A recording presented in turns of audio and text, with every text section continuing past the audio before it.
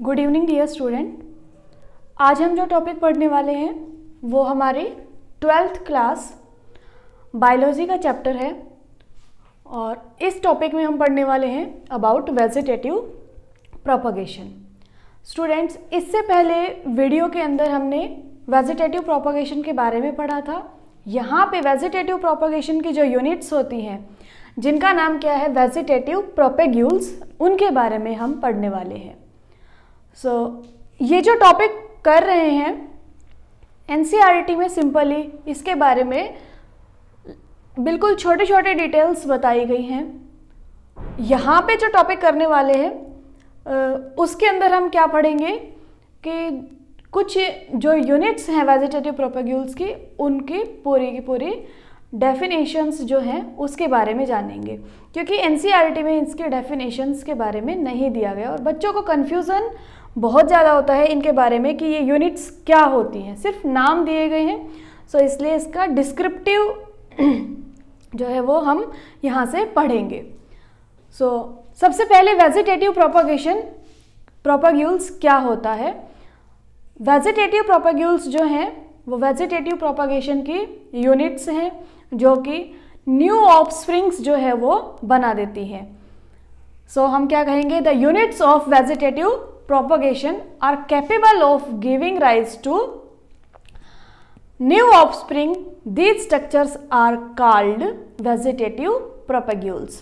जो ये structures हैं डिफरेंट प्लांट्स के अंदर ये नए ऑफस्प्रिंग्स बना देती हैं और इसमें एक सिंगल पेरेंट ही रिक्वायर्ड है, दो पेरेंट्स की ज़रूरत, इन्वॉल्वमेंट इसके अंदर नहीं होती। इसके कुछ एग्जाम्पल्स हैं जैसे कि रहीजोम्स हैं, कॉर्म्स हैं और स्टोलन है, रनर्स हैं, सकर्स हैं, बल्ब हैं, बल्बिल्स हैं, ये सारे के सारे इसके एग्जाम्पल्स हैं। तो यहाँ पे इसके अंदर हमने दो एग्जाम्पल्स को लिया है, रहीजोम्स और कॉर्म्स। इससे फर्दर एग्जाम्पल जो है वो नेक्स्ट लेक्चर्स में कवर होंगे। अब सबसे पहले हम देखते हैं रहीजोम्स क्या होते हैं। बच्चों के दिमाग में कुछ स्टूडेंट्स जो हैं उनके माइंडसेट क्या होता है कि जो रहीजोम्स हैं वो रूट पोर्शन है, जबकि स्टूडेंट्स ये जो रहीजोम्स है ये हमारा शूट पोर्शन है और इसी को ही एक्सप्लेन करेंगे, क्योंकि ये जो डिस्क्रिप्टिव जो मैं आपको ये करवा रही हूँ इसके अंदर क्या है कि जब भी आप किसी कॉम्पिटिटिव एग्ज़ाम में जो है कॉम्पिटिटिव एग्ज़ाम देने जाएंगे तो उसके अंदर आपको ये कन्फ्यूजन्स जो है क्वेश्चन को गलत करवा देते हैं। जैसे कि रहीजोम का मतलब हमें क्या लगता है कि रूट पोर्शन, जबकि ये है कौन सा पोर्शन, शूट पोर्शन है, तो इसी की वजह से ऑप्शन में गलत हो जाता है। तो देखते हैं रहीजोम क्या होते हैं। रहीजोम जो है प्रोस्टेट थिकन्ड स्टेम होती है। प्रोस्टेट का मतलब क्या है, वैसे तो प्रोस्टेट का अगर हिंदी में मीनिंग देखें तो इसका मतलब होता है दंडवत या साष्टांग। इसका मतलब क्या होता है कि दंडवत का मतलब क्या होता है कि जब भी कोई पैर वगैरह छूता है तो वो बिल्कुल जो है वो बिल्कुल लेट के और फिर अगर कोई प्रणाम करता है तो उसी को ही दंडवत कहते हैं। तो उसी तरह से जो इसकी स्टेम है वो प्रोस्टेट है, मतलब अंडर द ग्राउंड वो बिल्कुल इसी तरह से गिरी हुई होती है। जैसे कि हमारे पास इसकी जो स्टेम है वो है यहाँ पे है। ये जो है ये स्टेम है, ये अंडरग्राउंड होती है, बाहर नहीं आती ये वाली, ये पोर्शन जो है ये ग्रो करता है। थिकेंड होती है, आप देख सकते हैं ये थोड़ी सी थिक है, मतलब फ्लैट नहीं है, थिकेंड स्टेम है with distinct nodes and internodes. इसके अंदर क्या होंगी, नोड्स होंगी, साथ के साथ में इंटरनोड्स। जैसे कि नोड्स इसके अंदर, जैसे ये डायग्राम मैंने बनाया हुआ है यहाँ पे, आप इसके अंदर देख सकते हैं जो यहाँ पे ये जो है ये पोर्शंस, इसके सारे नोड्स पोर्शन यहाँ पे दिए गए हैं। और इंटरनोड क्या होता है, एक नोड से दूसरी नोड के बीच के जो पोर्शन है उसी को ही हम क्या कहेंगे, इंटरनोड पोर्शन कहेंगे। ये जो पोर्शन है यहाँ पे ये इंटरनोड पोर्शन है सारा का सारा। अब इसके अंदर नोड्स और इंटरनोड्स होंगी और बर्ड्स होंगी। बर्ड्स नोड से अराइज होती है, जो यहाँ पे ये बर्ड है यही क्या करेगी, ग्रो हो जाएगी और एक नया प्लांट यहाँ से इस स्टेम से बना देगी। विच क्रीप्स हॉरिजॉन्टली, हॉरिजॉन्टली का मतलब अंडर द ग्राउंड, बिल्कुल सीधी सीधी, जैसे कि अर्थ है उसी की तरह वो सीधी सीधी ऐसे चलती रहेगी। तो हॉरिजॉन्टली क्रीप करती है, क्रीप का मतलब क्या होता है, रेंगना।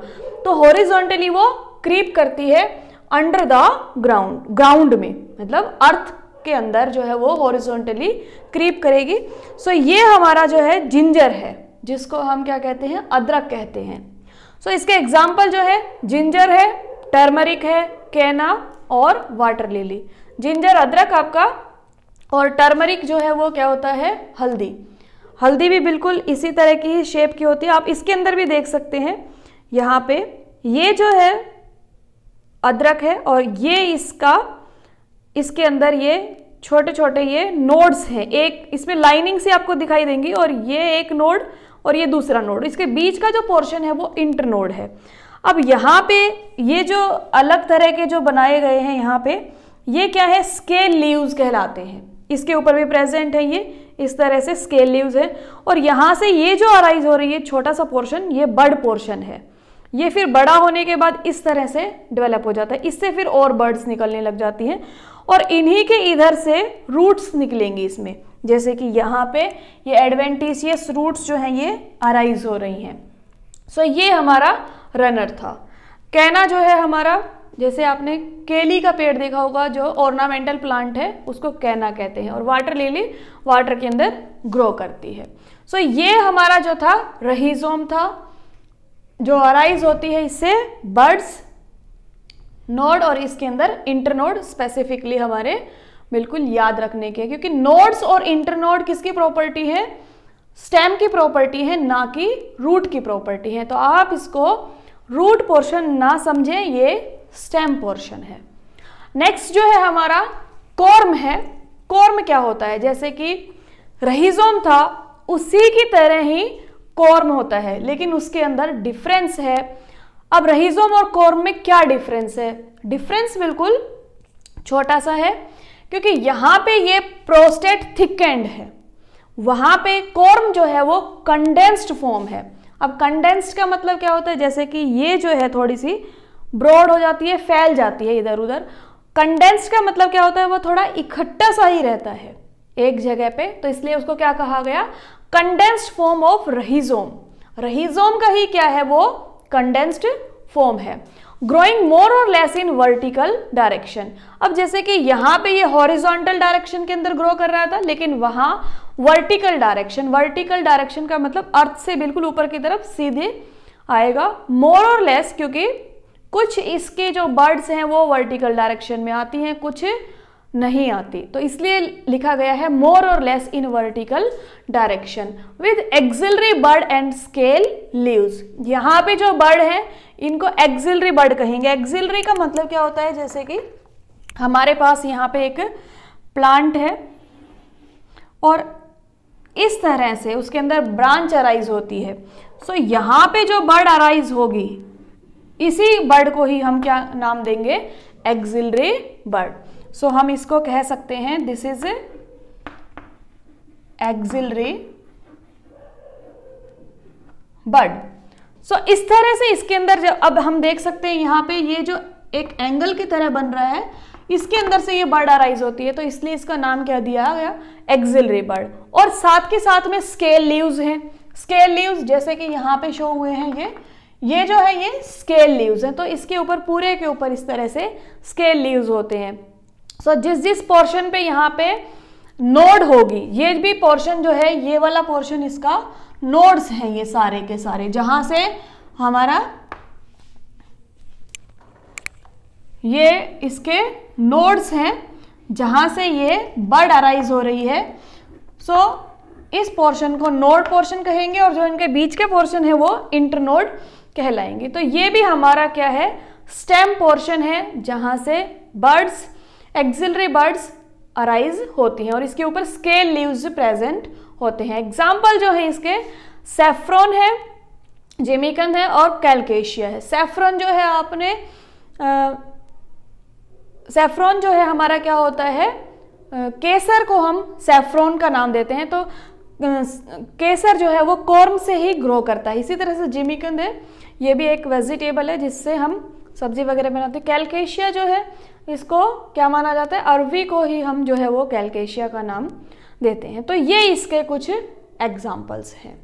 इसके बाद के जो पार्ट्स हैं वेजिटेटिव प्रोपेग्यूल के, वो नेक्स्ट लेक्चर के अंदर हम